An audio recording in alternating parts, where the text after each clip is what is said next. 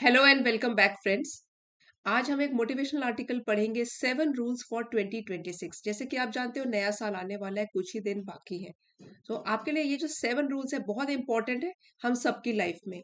और ये एक कॉन्वर्सेशन स्टाइल में है ये वाला video. This conversation is between a mentor and a student. और क्या क्या कहना चाहता है मेंटोर, कौन से रूल्स सिखा रहा है अपने स्टूडेंट को, ये पूरा कॉन्वर्सेशन के थ्रू समझेंगे। और आप इस वीडियो से ऑलमोस्ट 40+ न्यू वोकेबलरी वर्ड सीख सकते हो, जो कि आपकी डेली कॉन्वर्सेशन में भी हेल्प करेंगे। तो आइए शुरू करते हैं।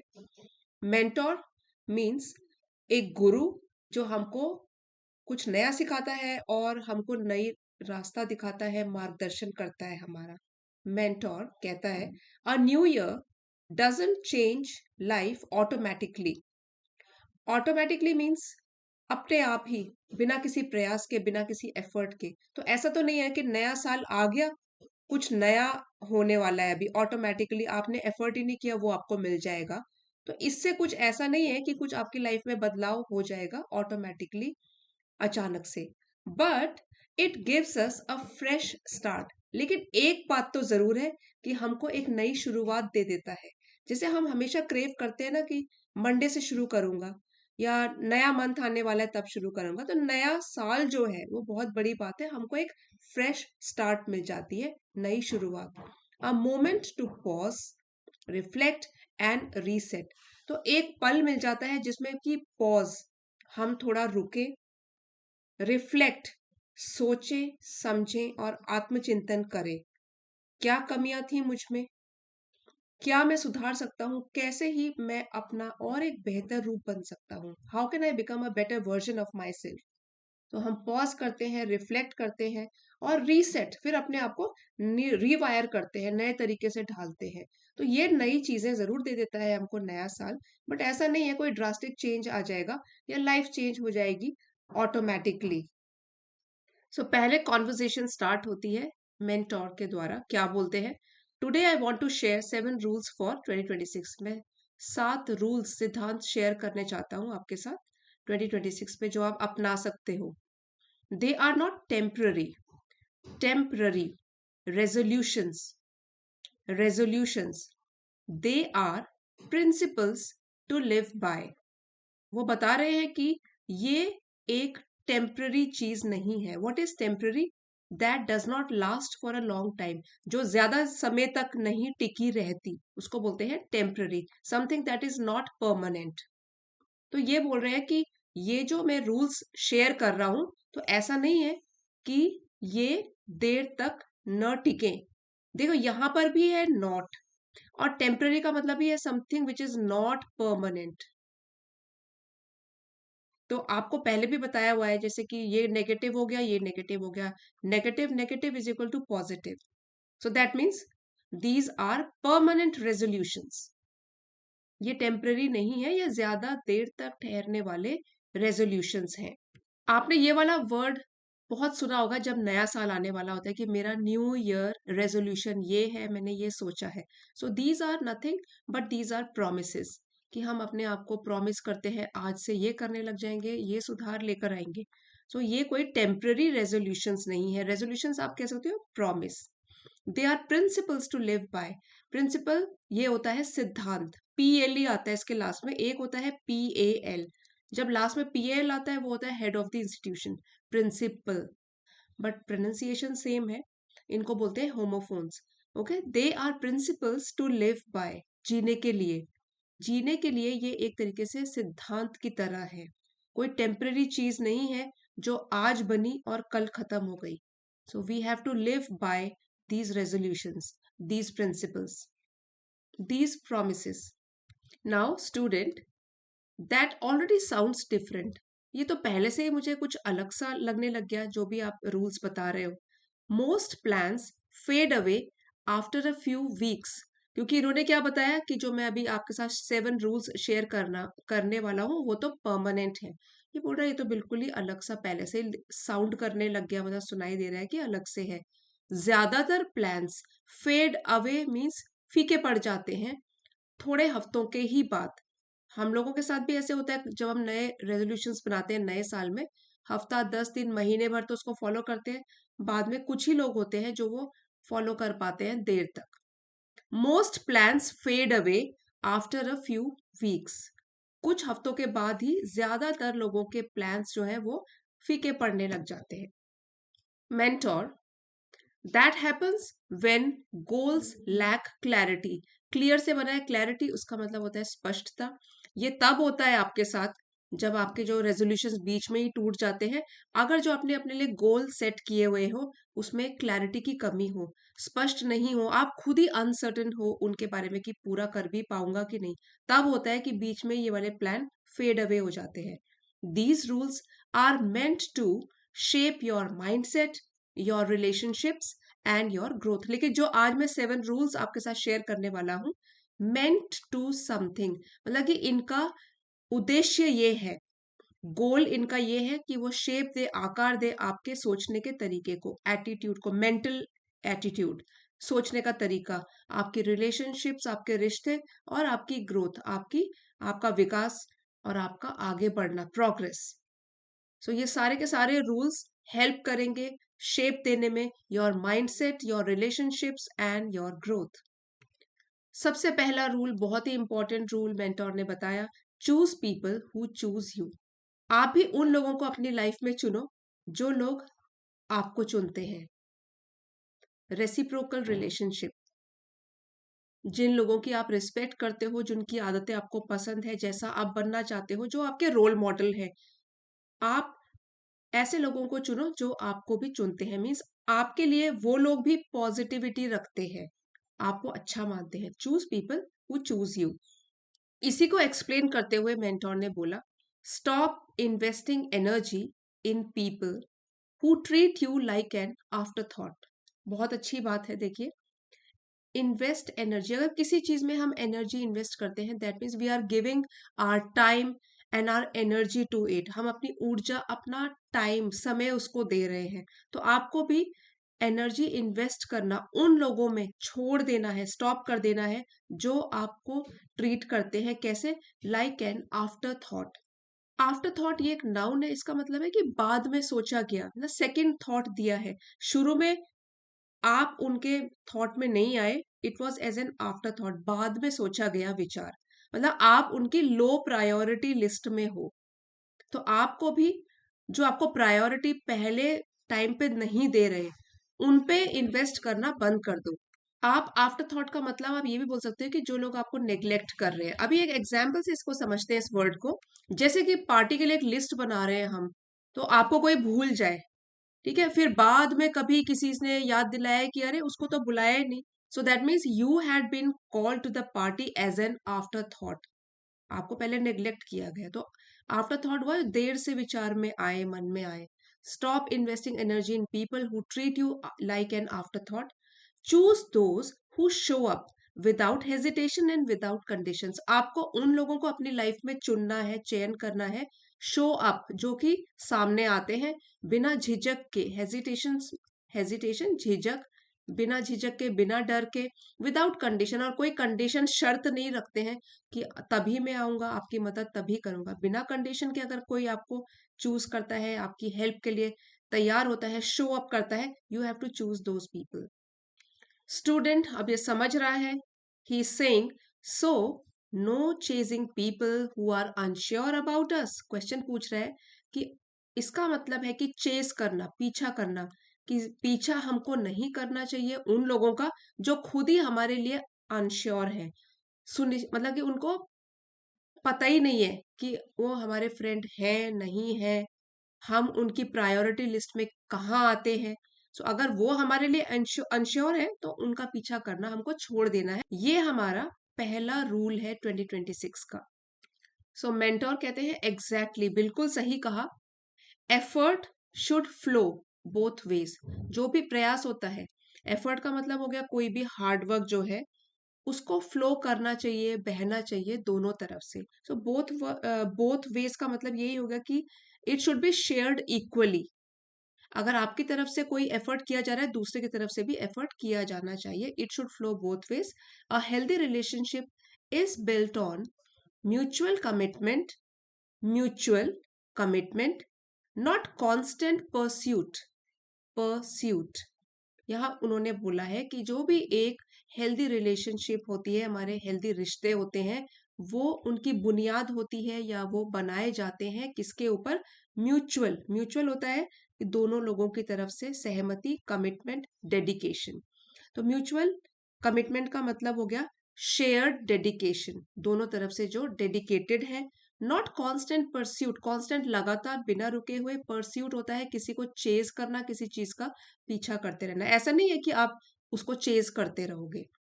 तो जो हेल्दी रिलेशनशिप है वो किस पर, बुनियाद उसकी किस पर टिकी रहती है? म्यूचुअल कमिटमेंट के ऊपर, कि आप एक शेयर्ड डेडिकेशन दिखाएं। Rule 2, value people who value you. ये भी मिलता जुलता पॉइंट है पिछले पॉइंट के जैसा ही। वैल्यू उन लोगों को आप इंपॉर्टेंस दो जो कि आपको भी इंपॉर्टेंस देते हैं। सिर्फ अगर आपकी तरफ से इंपॉर्टेंस दूसरे को दी जा रही है, दूसरा फिर वापस आपको इंपॉर्टेंस नहीं दे रहा, ये सब नए साल में छोड़ दो। Value people who value you. Now mentor कहते हैं pay attention to those who respect your time. उन लोगों पर ध्यान दो जो लोग आपके समय को इम्पोर्टेंस देते हैं, कि आपका समय भी इम्पोर्टेंट है। योर बाउंड्रीज, आपकी सीमाएं जो आपने अपने लिए एक लिमिट एस्टैब्लिश करी है, उसको भी रिस्पेक्ट करते हैं। एंड योर प्रेजेंस, और आपकी प्रेजेंस की आपका वहां होना, your being there is also equally important for them. So you also have to pay attention to those who respect your time, boundaries and your presence. जो आपके समय की रिस्पेक्ट करते हैं, आपकी सीमाओं की रिस्पेक्ट करते हैं, और आपका प्रेजेंट होना, वहां पे मौजूद होना, आप आपका मौजूद होना, आपकी प्रेजेंस, वो भी उनके लिए इम्पोर्टेंट होती है। Such people deserve appreciation not neglect। ऐसे लोग जो होते हैं वो योग्य होते हैं। डिजर्व मतलब to be worthy of something, worthy, to be worthy और समथिंग, या फिर योग्य होना किसी चीज की। ये लोग प्रशंसा के योग्य है, इनकी तारीफ करी जानी चाहिए, इनको रिस्पेक्ट देनी चाहिए। ठीक है, नॉट नेग्लेक्ट। और नेग्लेक्ट क्या हुआ? किसी के ऊपर ध्यान न देना, नजरअंदाज करना। लेकिन ऐसे लोग तो डिजर्व करते हैं अप्रिसिएशन, नॉट नेग्लेक्ट। इनको आपको कभी भी नेग्लेक्ट नहीं करना है अपनी लाइफ में। स्टूडेंट समझते हुए अब बोलता है we often overlook genuine people while focusing on the wrong ones। अपनी लाइफ में हम लोग कई बार ये गलती करते हैं, अक्सर ही ओवरलुक, ये एक वर्ब है और इसका मतलब हो गया कि ध्यान न देना। मतलब हम ध्यान नहीं देते जेन्युइन रियल लोगों के ऊपर, वाइल जबकि हम फोकस करते हैं, ध्यान केंद्रित करके रखते हैं गलत लोगों के ऊपर। जो जेन्युइन लोग हैं उनसे हम दूर रहते हैं, दूरी बना के रखते हैं, अपनी लाइफ में इंक्लूड नहीं करते। तो ऐसी गलती नहीं करनी है। Mentor, that's why discernment discernment is essential. हाँ, इसीलिए तो डिसर्नमेंट बहुत ही जरूरी है, एसेंशियल, इंपॉर्टेंट है। और डिसर्नमेंट होता है समझ या समझदारी। विवेक भी बोलते हैं इसको, समझदारी। ओके, आप ऐसे भी बोल सकते हो कि द अबिलिटी टू जज वाइजली। समझदारी के साथ आप जब जज करते हो उसको बोलते हैं डिसर्नमेंट। इसीलिए तो डिसर्नमेंट बहुत ही जरूरी है, क्या फिल्टर करना है और क्या नहीं अपने पास रखना है। Discernment is essential. Learning whom to prioritize makes life lighter and more meaningful। ये समझ लेना, सीख लेना किन लोगों को आपको प्रायोरिटी देनी है। प्रायोरिटी होता है प्राथमिकता, इंपॉर्टेंस, पहले। मतलब पहले प्रायोरिटी वाइज कौन है आपके लिस्ट में, इनको किसको प्रायोरिटाइज करना है। इससे आपकी लाइफ जो है वो थोड़ी लाइटर हो जाती है और मीनिंगफुल, मतलब उसका पर्पस भी समझ में आ जाता है। Purpose, it has a purpose, then your life becomes valuable. Learning whom to prioritize makes life lighter and more meaningful। So rule 3 अब आता है हमारे सामने। Trust people who stand by you, not those who only celebrate you. ऐसे भी लोग आपकी life में जरूर आए होंगे, बट ट्रस्ट मतलब उन्हीं पर विश्वास करो।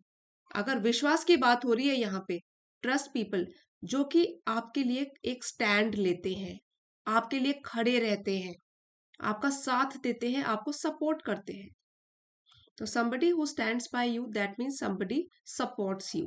जो आपको सपोर्ट करते हैं, उनके लिए नहीं, उनके ऊपर ट्रस्ट नहीं करना जो सिर्फ आपके सेलिब्रेशन मतलब अच्छे टाइम में आपके साथ खड़े रहते हैं। ठीक है, trust people who stand by you, not those who only celebrate you. इसी को और भी इलेबोरेट करते हुए मेंटोर बताते हैं, सक्सेस अट्रैक्ट्स अप्लॉज। जब भी कोई सक्सेसफुल होता है, सफल होता है, तो एक बहुत ही सीधी सी बात है कि उसके तारीफ करने वाले उसको मिल ही जाते हैं। अप्लॉज का मतलब होता है तालियां बजाना, प्रशंसा करना, तारीफ करना। तो ये तो बहुत ही इजी मतलब एक सच्चाई है। इट अट्रैक्ट्स अप्लॉज कि खुद ब खुद तारीफ करने वाले मिल जाते हैं सक्सेसफुल पीपल को। बट डिफिकल्टी रिवील्स कैरेक्टर, लेकिन जो एक डिफिकल्ट फेज होता है लाइफ का, मुश्किल दौर जो होता है, उसमें असली चरित्र सामने आता है। कैरेक्टर मतलब चरित्र, लोगों का व्यवहार, बिहेवियर रिवील होता है, लोगों के सामने आना। किसका कैरेक्टर कैसा है वो आपको रिवील हो जाएगा जब आप डिफिकल्ट टाइम में होगे। अच्छे टाइम में तो सब लोग हमारे साथ शामिल हो जाते हैं। The ones who stay during challenging times are the ones who matter. और जो लोग हमारे डिफिकल्ट टाइम्स मतलब मुश्किल दौर में हमारे साथ खड़े रहते हैं, वही होते हैं वो लोग जो कि इम्पोर्टेंस रखते हैं हमारी लाइफ में। हु मैटर, जो मायने रखते हैं हमारी लाइफ में, वही होने चाहिए। तो रूल बता रहे हैं। Student, so loyalty is proven through actions. तो वो अपने गुरु से पूछ रहा है कि ओके, लॉयल्टी होता है फेथफुलनेस और निष्ठा जो किसी के प्रति होती है। लॉयल्टी जो है वो प्रूव होती है, साबित होती है आपके कर्मों के द्वारा कि कैसे आप बिहेव करते हो अच्छे वक्त में, बुरे टाइम में। क्या ये है? Yes. Words can be persuasive, but persuasive but consistency builds trust। persuasive ये एडजेक्टिव है और इसका मीनिंग हो गया कि somebody who is able to convince, जो आपको कन्विंस कर ले, आपके ऊपर प्रभाव छोड़े। तो यहाँ बोल रहे हैं कि वर्ड्स कैन बी persuasive। सो बोलने का मतलब है कि बातों से तो कोई भी इम्प्रेस कर सकता है, आपको कुछ भी बोल सकता है, लेकिन जो भरोसा होता है, भरोसा तो तब बनता है कि जब कोई इंसान अपने एक्शंस में वो दिखाए। ठीक है, एक्शंस में लगातार जो बोल रहा है और जो काम कर रहा है वो बिल्कुल सेम रहे। ठीक है, और टाइम के साथ साथ वो सिंसेरिटी आपके लिए दिखाता रहे। सो यही इसका मतलब है, words can be persuasive but consistency builds trust. तो कंसिस्टेंसी, अगर कोई लगातार एक जैसा रहता है, जैसा बोलता है वैसे करता भी है, इससे विश्वास बढ़ता है और आप उसके ऊपर ट्रस्ट भी कर सकते हो और ट्रस्ट भी बढ़ता है ऐसे इंसानों के लिए। Now rule number 4, remove people who disrespect you without drama. जो भी लोग आपको सम्मान नहीं देते उनको अपनी लाइफ से बाहर कर दो विदाउट ड्रामा। कुछ हल्ला गुल्ला या शोर शराबा या डिक्लेयर करके, सबके आगे डिक्लेयर करके, विदाउट ड्रामा, कोई ड्रामा किए बिना चुपचाप उनको अपनी लाइफ से अलग कर दो, दोज हु डिसरिस्पेक्ट यू। अब मेंटोर इसको एक्सप्लेन करते हैं, you don't always need explanations और कन्फ्रंटेशंस। कि आपको हमेशा जरूरत नहीं है कि अपनी सफाई में कुछ कहना पड़े, क्यों मैं तुमसे दूर हो रहा हूँ, अपनी लाइफ से तुमको निकाल रहा हूँ। जरूरी नहीं है आपको हमेशा एक्सप्लेनेशंस देनी है, किसी भी चीज की सफाई देनी है। या कन्फ्रंटेशंस, कन्फ्रंटेशन का मतलब होता है जैसे कि डायरेक्ट कॉन्फ्लिक्ट बोल सकते हो, कि टकराव या डिस्प्यूट हो गया। कन्फ्रंट मतलब कि झगड़ा ही हो गया, कन्फ्रंटेशन जो कि डायरेक्ट कॉन्फ्लिक्ट हो जाता है। तो हमेशा जरूरी नहीं है कि एक्सप्लेनेशंस देनी पड़े या कन्फ्रंट ही करना पड़े किसी को। Sometimes distance is a form of self respect. कभी कभी तो दूरी बना लेना ये भी एक सेल्फ रिस्पेक्ट की ही पहचान होती है, उसी का एक रूप होता है, एक फॉर्म होता है। तो इसलिए जरूरी नहीं है अगर आपको किसी को अपनी लाइफ से हटाना है because he does not respect you, so आपको क्या करना पड़ेगा, दूरी बनानी शुरू करनी पड़ेगी। And you don't have to give any explanation और confront that person. Now student says that's not easy specially with familiar people. ये तो बहुत ही मुश्किल लग रहा है, इजी नहीं है, आसान बात नहीं है, खास कर की, स्पेशली खास कर की फेमिलियर मतलब कि जाने पहचाने लोग जो होते हैं उनके साथ अचानक से दूरी बना लेना। ये तो कुछ इजी टास्क नहीं है। मेंटोर उसको सिखाते हुए बोलते हैं, ट्रू, हाँ सच बात तो है, but dignity should never be compromise. बहुत ही इंपॉर्टेंट बात है। डिग्निटी होता है सम्मान या रिस्पेक्ट, ठीक है, और कॉम्प्रोमाइज होता है समझौता कर लेना। अब ये है कि अगर कोई आपको रिस्पेक्ट नहीं दे रहा है तो उसके लिए तो आपको फिर सोचना पड़ेगा, you will have to give it a thought, क्योंकि सम्मान इसके साथ तो आपको कभी भी समझौता नहीं करना चाहिए। You can be polite without tolerating disrespect. Tolerate मतलब कि झेलना किसी चीज को। हाँ, आप पोलाइट हो सकते हो, विनम्र तरीके से ये दूरी बना सकते हो या मना कर सकते हो।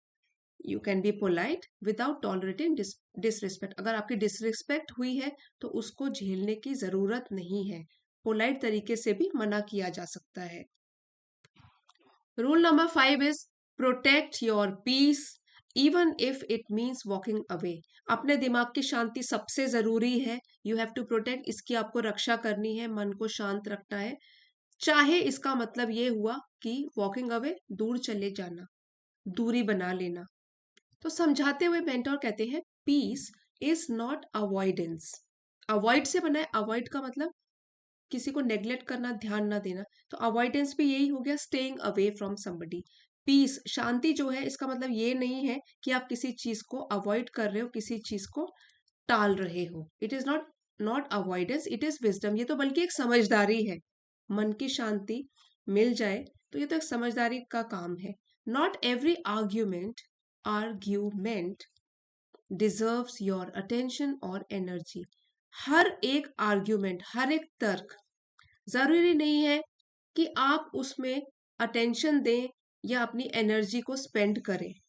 जरूरी नहीं है हर बात में आपको अपनी टांग अड़ानी है।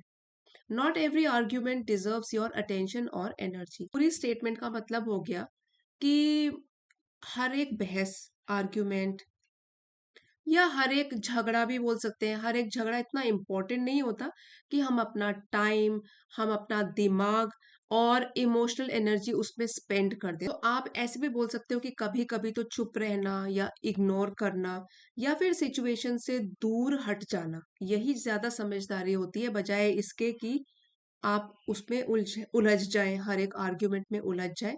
तो हर आर्ग्यूमेंट जीतने लायक भी नहीं होता।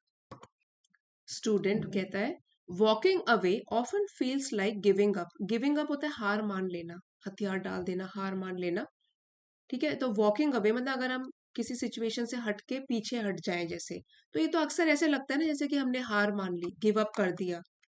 मेंटोर कहते हैं, नो इट इजंट, नहीं नहीं, इसका मतलब ये नहीं है कि आपने हार मान ली। It is a conscious conscious decision to preserve emotional balance. Conscious decision इसका मतलब होता है आपकी खुद की चॉइस, इंटेंशनल चॉइस, ठीक है। आपने जानबूझकर, सोच समझकर ये वाला, कॉन्शियस तरीके से ये वाला डिसीजन लिया है। प्रिजर्व होता है कि बचा के रखना, और या प्रिजर्व करके रखना, प्रोटेक्ट करना, प्रोटेक्ट बोल सकते हो। क्या चीज को प्रोटेक्ट कर रहे हो? इमोशनल बैलेंस को, अपनी मेंटल स्टेबिलिटी, अपना भावनात्मक संतुलन बना के रख रहे हो। तो अगर आप खराब सिचुएशन से दूर हट रहे हो तो इसका मतलब है कि आप एक कॉन्शियस तरीके, सोच समझ कर डिसाइड कर रहे हो कि आपको अपना मेंटल मेंटल संतुलन जो है, स्टेबिलिटी, वो बना के रखना है। So that is why it is not like giving up. Rule 6 बहुत अच्छा है, invest in your self every day. रोज अपने ऊपर निवेश करो, जैसे हम पैसों को इन्वेस्ट करते हैं ताकि बाद में वो ग्रो करके हमको कुछ अच्छा अमाउंट दे। तो एक तरीके से खुद पर भी इन्वेस्ट करो और अपने आप को और बेहतर बनाओ, हर दिन, एवरी डे। फिर मेंटोर बताते हैं जैसे कि लर्न समथिंग न्यू, कुछ नया रोज सीखो। प्रैक्टिस अ स्किल, किसी एक कौशल को जिसमें आप अच्छे हो, आपका मन लगता है, उसको प्रैक्टिस करो, उसका अभ्यास करो। Improve your language, your habits and your thinking step by step. बोलने का तरीका, अपनी लैंग्वेज, स्पोकन इंग्लिश जैसे है, उसको इम्प्रूव करने की कोशिश करो, आदतें सुधारो और अपने सोचने के तरीके को भी सुधारो, स्टेप बाय स्टेप, एक एक कदम लेकर। छोटे कदम ले रहे हो लेकिन रोज कुछ ना कुछ ऐसा करो कि कुछ नया सीखो, प्रोडक्टिव बनाओ अपने दिन को। Student, so small efforts matter, क्या छोटे छोटे स्टेप्स भी होते हैं, वो भी मायने रखते हैं, क्या वो इम्पोर्टेंट है? Mentor, very much. Consistency, consistency quietly transforms potential into progress. Consistency मतलब बिना रुके हुए लगातार अगर आप प्रयास करते हो, एफर्ट्स करते हो, धीरे धीरे वो चेंज लेकर आती है, ट्रांसफॉर्म करती है. ये तो सिंगुलर में है कंसिस्टेंसी, इसलिए हमने यहाँ पे वर्ब सिंगुलर फॉर्म में यूज किया है.